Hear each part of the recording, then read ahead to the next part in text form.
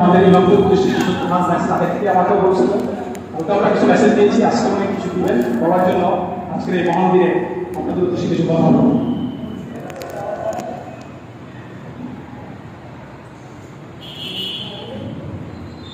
ধন্যবাদ আমাদের ইসলাম ফাউন্ডেশনের সভাপতি সাহেবকে।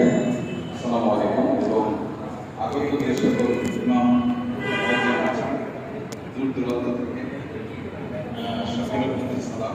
আসসালামু আলাইকুম। আপনারা জানেন আমাদের পবিত্র গাম্ভীর্যের মাস রমজানের মাস, এবং আজকে এই রমজান মাসে মহান স্বাধীনতা দিবস উদযাপন হয়েছে। আমাদের এই দেশটার একটি রক্তক্ষয়ী অসংখ্য শহীদের বিনিময় এবং মা বোনের সংগ্রামের বিনিময়ে আমাদের এই দেশটাকে পেয়েছি। একটি পতাকা পাওয়া তো সহজ নয়। আমরা অতি অল্প সময়ে এই স্বাধীনতা পেয়েছি। পৃথিবীর অনেক দেশ আছে 15 বছর 20 বছর পর্যন্ত যুদ্ধ করে যাচ্ছে, কিন্তু স্বাধীনতা তাদের কপালে আসে না, স্বাধীনতা তাদের ধরা দেয় না। আমরা অতি অল্পতেই আমরা এই স্বাধীনতা পেয়েছি। এই জন্য মহান সৃষ্টিকর্তার প্রতি কৃতজ্ঞতা স্বীকৃতি জ্ঞাপন করছি। একই সাথে সকল শহীদদের আত্মার রোগের মাত্রাত কামনা। আসলে আমি আজকে একটা বিশেষ দিনে আসছি, এটা আমার কাছে ভালো লেগেছে যে এই স্বাধীনতার গুরুত্ব তাৎপর্য আপনারা জানেন তাৎপর্যটা কি। সাধারণত যার যেরকম অবদান আছে তার ত্যাগের কথা আমরা সবাই বলি নাকি। তদুপরি আমাদের এখানে হিন্দু মুসলমানের একটি সম্প্রীতির দেশ। এখানে অধিকাংশ মুসলমান যারা দেশের জন্য আত্মহত্যা দিয়েছেন তাদের তো আমাদের জান্নাতের সর্বোচ্চ পর্যায়ে আমরা দোয়া করি। আসলে আমরা এই এত ত্যাগের বিনিময়ে স্বাধীনতা পাওয়ার পরও আমরা কি স্বাধীনতার সফল ভোগ করতে পারছি? আমরা পারিনি। আমাদের এটা ব্যর্থতা। আমাদের সুনাগরিক হতে পারি, আমরা এই দেশটাকে মনে ধারণ করতে পারি, তাৎপর্যটাকে আমরা মনে ধারণ করতে পারি, যার কারণে আমরা আসলে স্বাধীনতার সফল ভোগ করতে পারি। আমাদের পৃথিবীতে অনেক পরে স্বাধীন হয়ে অনেক দেশ আছে যারা অনেক ভালোবেসে এবং একটি সম্প্রীতির বন্ধনের এবং মূল্যবোধের দেশ হিসাবে পরিগণিত হয়েছে, কিন্তু আমরা পারি। এটা আমাদের ব্যর্থতা। এই ব্যর্থতার পিছনে অনেক কিছু আছে, আপনারা জানেন। আমি আশা করি সকল কিছু ভেদাভেদ করে এবং দেশকে ভালোবেসে, আপনারা তো জানেন দেশকে ভালোবাসা দেশের আইন মান্য করা ইমানের অঙ্গ নাকি। আল্লাহ নবী যখন মক্কা থেকে মদিনায় হিজরত করছেন, তিনি তখন তার এলাকার মানুষের জন্য কেঁদেছিলেন না?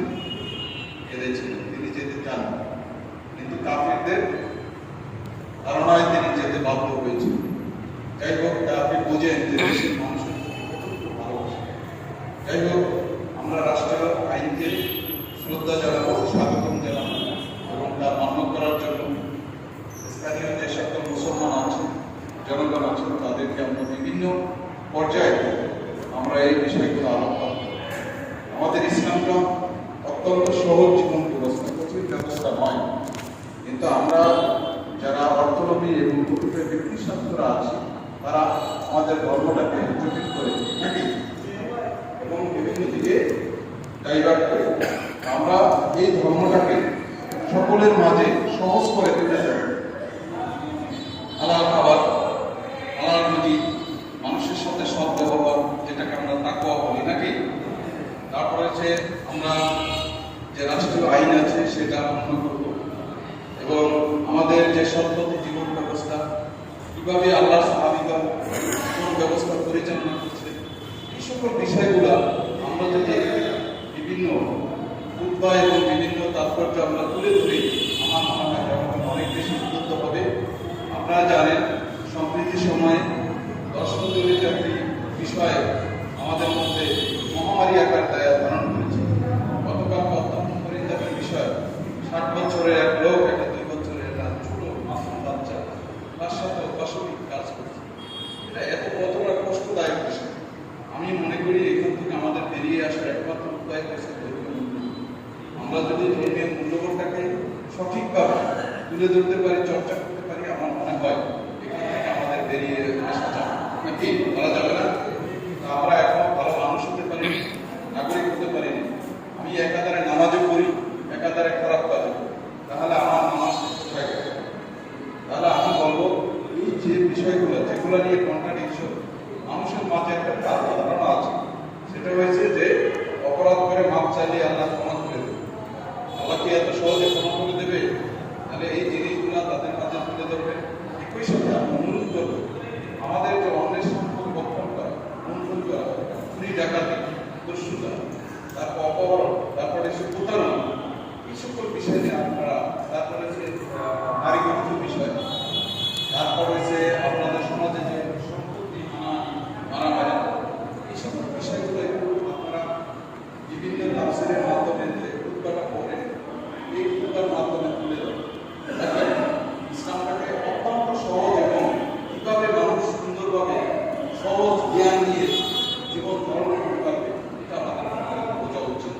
একই সাথে আরো বলবো, বিজ্ঞান চর্চা করতে, ইসলামের সাথে সাথে আমি অনুরোধ করবো সকলকে বিজ্ঞান চর্চা করতে। আজকে আপনারা বলতে দ্বিধা নাই, আজকে ইহুদি নেচারে ইসরায়েলের কাছে যে কি পারমাণবিক বোমা সাইবার শুনে কিছু তাদের কত কল্যাণে আমরা এই যে বিদ্যুৎ ইলেকট্রিসিটি সকল কিছু মোবাইল ফোন সব কিন্তু বিদ্যুতের আবিষ্কার, আমাদের মাঠের অনেক কিছু মানে শরীরে অনেক অঙ্গ প্রত্যঙ্গ। আমরা শুধু আল্লাহ ইবাদত করবো, এটা সত্য কথা। ইবাদত আপনি সারাদিন বসে থেকেও বিসমিল্লাহ বলে শুরু করবেন, যে কোনো চর্চা রিসার্চ আল্লাহর ইবাদতের মধ্যে যাবে না। সেটা যদি মানব কল্যাণে হয়, আমি অনুরোধ করবো সকলকে বিজ্ঞান চর্চা হয়ে মানব কল্যাণের জন্য কিভাবে অবদান রাখা যাবে। আমাদের মুসলমানরা কিন্তু পদে পদে মার খাচ্ছে, ঠিক আছে?